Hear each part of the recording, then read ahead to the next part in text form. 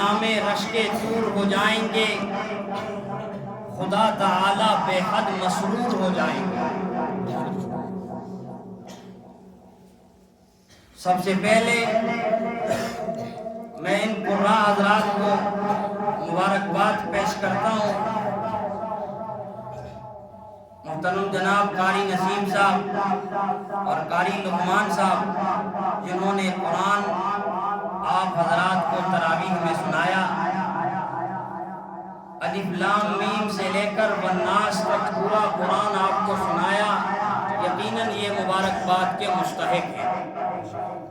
اور پھر آپ تمامی حضرات بھی مبارکباد کے مستحق ہیں کہ آپ نے الف لام کے الف سے لے کر والناس کے سین تک پورا قرآن ان قرآن سے سنا۔ آپ حضرات بھی یقیناً مبارکباد کے مستحق ہیں۔ میرے بھائیوں اور دوستوں، یہ آج کی محفل، یہ آج کی مجلس، یہ آج کی نشست، یہ آج کا پروگرام، یہ کوئی معمولی پروگرام نہیں ہے، یہ کوئی عام پروگرام نہیں ہے، بلکہ یہ پروگرام جس نسبت سے منعقد کیا گیا وہ نسبت بہت ہی اعلیٰ نسبت ہے۔ یقیناً ختم قرآن کے موقع پر اللہ تعالیٰ کی رحمتوں کا نزول ہوتا ہے، اور ایسی محافل، ایسی مجلسیں رب تعالیٰ کے رحمت کے فرشتے ڈھونڈتی پھرتی ہیں، اور ایسی مجلسوں کو اللہ تعالیٰ کے فرشتے گھیر لیتے ہیں، اور ختم قرآن کے موقع پر یقیناً دعا قبول ہوتی ہے۔ تو یہ بہت ہی عظیم مجلس ہے، بہت ہی عظیم نشست ہے۔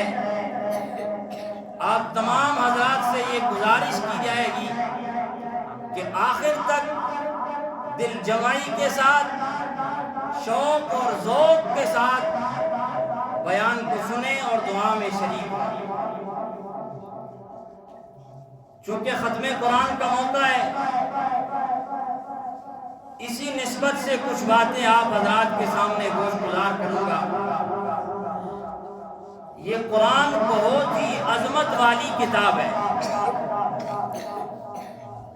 اس کے ساتھ جس کی نسبت ہو جائے وہ بھی عظمت والا بن جاتا ہے، جس کی اس قرآن کے ساتھ نسبت ہو جائے ادنا ہوتا ہے تو اعلیٰ ہو جاتا ہے، پست ہو تو بلند ہو جاتا ہے، محکوم ہو تو حاکم ہو جاتا ہے، اگر غلام ہو تو زمانے کا امام بن جاتا ہے۔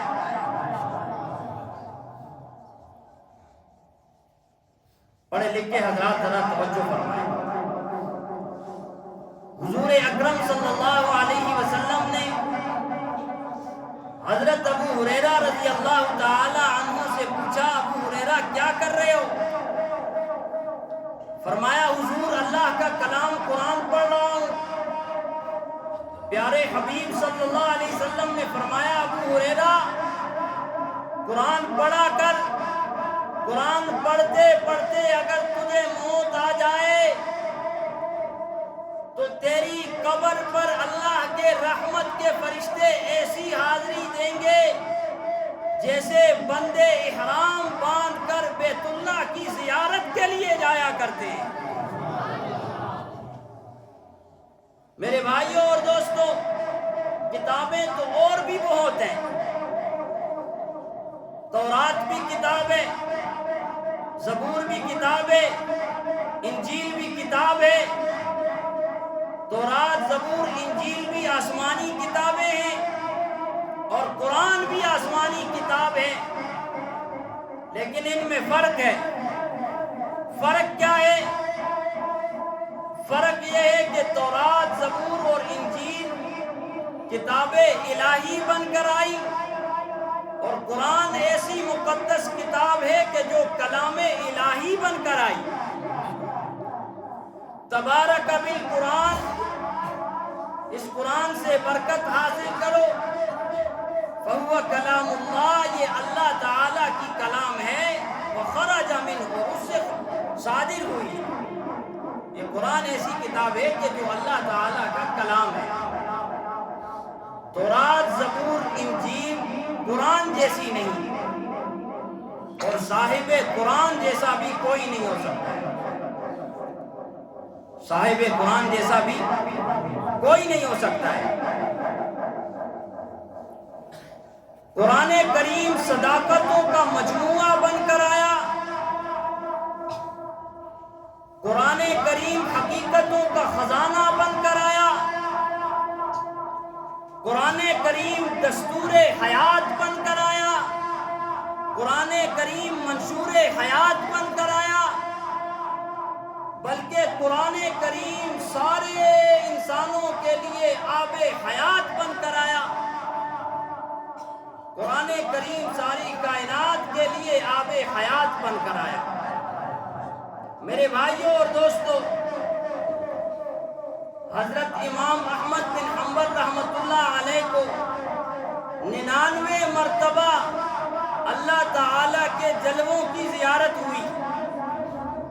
کہتے سبحان اللہ۔ اگر آپ کو میری بات سمجھ آ رہی ہے تو پھر کہہ دیں سبحان اللہ، ذرا بلند آواز سے کہہ دیں سبحان اللہ۔ حضرت امام احمد بن حنبل رحمۃ اللہ علیہ کو 99 مرتبہ، ایک کم 100 مرتبہ اللہ تعالیٰ کی جلووں کی زیارت ہوئی، اور میرے علم کے مطابق امام احمد بن حنبل رحمۃ اللہ علیہ کو روزانہ نبی اکرم صلی اللہ علیہ وسلم کی زیارت ہوا کرتی تھی۔ امام احمد بن حنبل رحمۃ اللہ علیہ نے اللہ تعالیٰ سے پوچھا، اللہ تیری زیارت کرنی ہو کیا پڑھوں، کیا وظیفہ پڑھوں، کیا ورد کروں، کیا عمل کروں؟